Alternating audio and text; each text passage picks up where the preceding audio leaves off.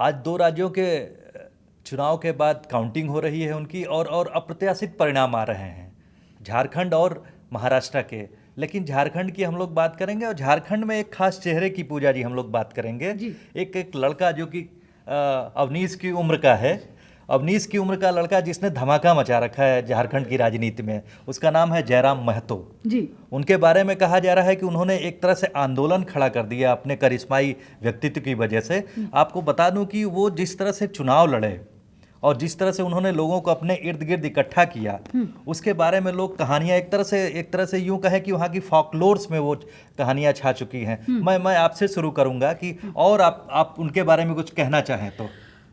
आपको सबसे पहले मैं ये बता दूं कि आपने इसे जबरदस्ती थोड़ा बड़ा कर दिया है। 5-6 साल इनसे बड़ा होगा, ये तो अभी बच्चे हैं, ये तो अभी बस। हाँ, लेकिन धूम तो युवाओं की ही है, जेंजी का जमाना है। जयराम जेंजी से थोड़े ज्यादा है, थोड़े से। किस तरह से अवनीश साहब उनको, जयराम महतो को जो है इस तरह से जिसका उनका उभार हुआ है, उसको किस तरह से आप लेते हैं? बिल्कुल सर, देखता हूँ 29 साल का एक युवक आता है और अचानक झारखंड की राजनीति में छा जाता है, जहां पर योगी और पीएम मोदी रैली किए हैं, फिर भी वहां पर जयराम महतो के एक बड़ा नाम हो रहा है झारखंड की राजनीति में। अरे तो ये ऐसे राजनीति में उसका नाम नहीं हो रहा है। उसने एक 2022 में शुरुआत की, कॉलेज से ही वो स्टूडेंट यूनियन का लीडर बन के आया। एक जुझारू लड़का है, आता है और भाषा की बात करता है। और जब जब भाषा की बात होती है तब हमारे बिहार में, मैं झारखंड को अभी भी बिहार से अलग नहीं मान पा रही हूँ अरुण जी, क्या बताऊँ। हम जब हुए थे तब तो बिहार। अच्छा, मैं इसमें टोकूंगा आपको जी। आपने जयराम महतो के भाषा की बात की, आपने बिल्कुल सही कहा कि उस समय जो 2021 में एक आंदोलन उन्होंने छोड़ा, जिसमें कि उन्होंने कहा कि मगही, भोजपुरी और एक अंगिका, ये यहाँ पर राजभाषा का दर्जा नहीं मिलना चाहिए।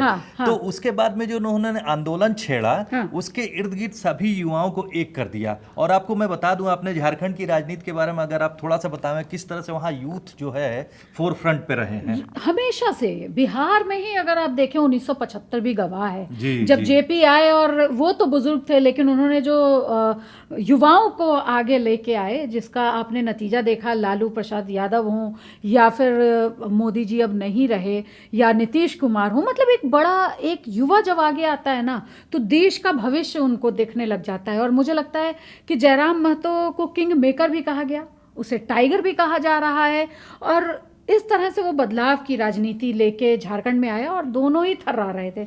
भले ही जेएमएम जो है और हेमंत सोरेन अपने आप को बड़ी पार्टी और बड़ा नेता ये दिखा रहे हो, या भाजपा के बड़े बड़े दिग्गज जाके वहाँ प्रचार कर रहे हो, लेकिन एक बंदा, एक लड़का जो निकला और हमेशा डरा गया कि भाई कुछ भी हो सकता है, और ये टाइगर जब दहाड़ेगा तो उसकी दहाड़ सुनाई भी दी। क्या बात कही पूजा जी आपने। मैं अवनीश आपसे ये बात करना चाहूँगा कि जिस तरह से पूजा जी ने कहा कि एक यूथ फोर्स टाइगर की तरह दहाड़ता हुआ जो है झारखंड की राजनीति में अवतरित होता है, और लोगों की जो है चूल्हे हिला देता है एक तरह से, परिणाम जो भी कुछ आ रहे हैं। लेकिन उसके पहले आप ये बताइए कि सोशल मीडिया उनके साथ कितना प्रभावी हो गया? देखिए, आज की राजनीति कहे तो सोशल मीडिया पर ज्यादा निर्भर करती है। जैसे युवा चेहरा आए और उभर कर सामने आए, लेकिन जानकारी के लिए बता दूं कि अभी वो फिलहाल पीछे चल रहे हैं जयराम महतो।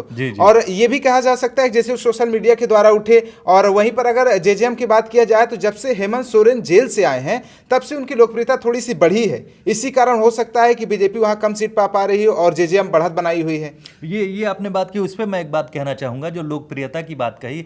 एक्चुअली जब हेमंत सोरेन जेल गए तो उनके साथ वापस आने पर एक विक्टिम कार्ड हो गया कि इनको बीजेपी ने जो है अपने जो है साजिश के तहत उनको फंसा के जेल के पीछे भेज दिया था। खेला जी, ये कार्ड खेला, और मुझे लगता है ये कार्ड प्रभावी हुआ। इसके अलावा आप जो झारखंड की राजनीति में देख रही हैं, जिस तरह के और मुद्दे हैं, उसमें आपने देखा होगा कि जो माटी बेटी रोटी, ये शायद ये नैरेटिव जो है बीजेपी का चल नहीं पाया।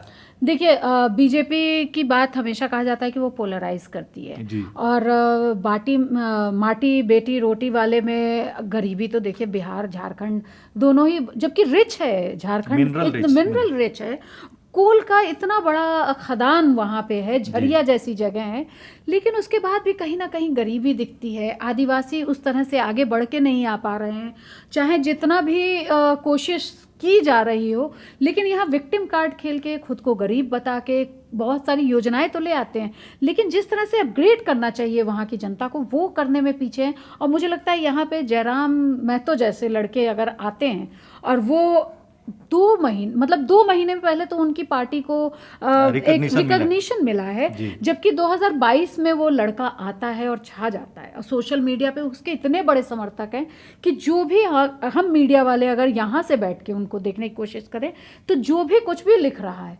जयराम महतो के समर्थक वहाँ पे टूट के पहुंच रहे हैं। और हर दूसरी हमारे वीडियो पे जवाब आ रहा है जीतेगा तो जयराम ही, दहाड़ होगी जयराम की। तो हमें भी वो मजबूर कर दिया उस 29 साल के लड़के ने कि आखिर क्या है जज्बा, और मैंने उसको जम के पढ़ा।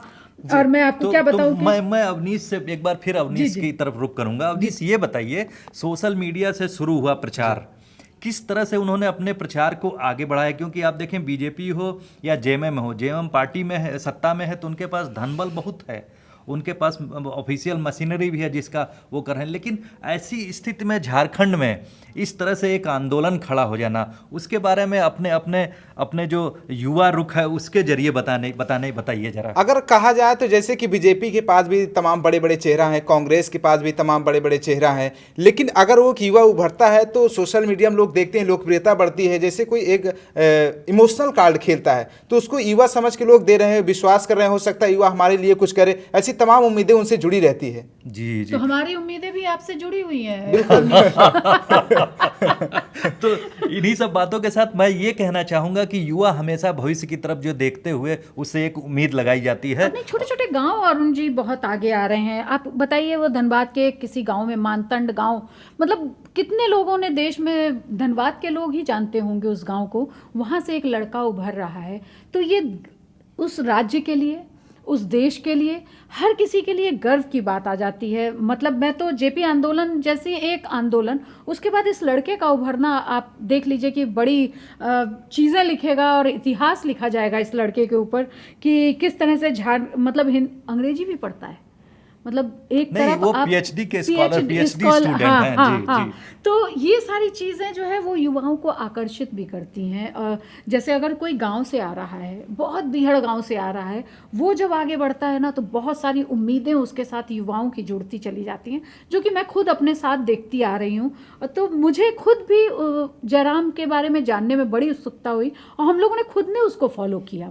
तो यहाँ पर मैं ये कहना चाहूँगा कि जयराम महतो का उदय झारखंड की राजनीति में सिंबॉलिक है, आक्रोश है, जनता का आक्रोश को एक तरह से देखा जाए वो आगे बढ़ाते हुए दिख पा रहे हैं। और राजनीति में जो कॉरपोरेट ऑर्गेनाइजेशंस की घुसपैठ हुई उसके खिलाफ बोलते हैं, स्थानीय मुद्दों को उठाते हैं, यूथ, महिलाओं की बात करते हैं, विरासत की बात की जाती है कि भाई आप विरासत चली आ रही है और परिवारवाद चला रहा है। उसमें इस तरह के लड़के जो है नई पीढ़ी को आगे बढ़ाने के लिए और जो राजनीति में थोड़ी थोड़ी रुचि लेते हैं। अवनीश देखिए बहुत मुस्कुरा रहे हैं, कहीं ना इसीलिए कहा जाता है कि राजनीति में कब कोई ऊपर चला जाए, कब कोई नीचे चला जाए, इसकी कोई गिनती नहीं होती। और प्लस आप राजनीति को ना एक तरह से देख नहीं सकते हैं, वो कभी भी पलट सकती है। तो इसमें सम अप करते हुए मैं यही कहूँगा कि झारखंड की राजनीति में जो है एक तीसरा त्रिकोणीय संघर्ष का एक व्यक्तित्व खड़ा हो गया है। भले ही वो अपनी पार्टी को अच्छी सीटें न दिलवा पाएं, लेकिन ये जरूर कहा जा सकता है कि इस चुनाव में उन्होंने अपनी जो है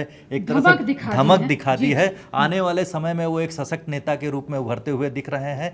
झारखंड की राजनीति में जैसा कि मैंने कहा कि बीजेपी फिलहाल उस तरह की आशातीत सफलता नहीं पा रही है, जेएमएम विनिंग एज बनाए हुए है। इसी के साथ हम लोग कहेंगे कि बाकी कुछ देर में सारे नतीजे आ जाएंगे फिलहाल, है कि नहीं? 3 बजे हम लोग फिर हाजिर होंगे जब महाराष्ट्र का बड़ा बयान आ रहा होगा और महाराष्ट्र से देवेंद्र फडणवीस हम लोगों से रूबरू हो रहे होंगे। ठीक है, आप लोग india.com देखते रहिए। इसी के साथ धन्यवाद।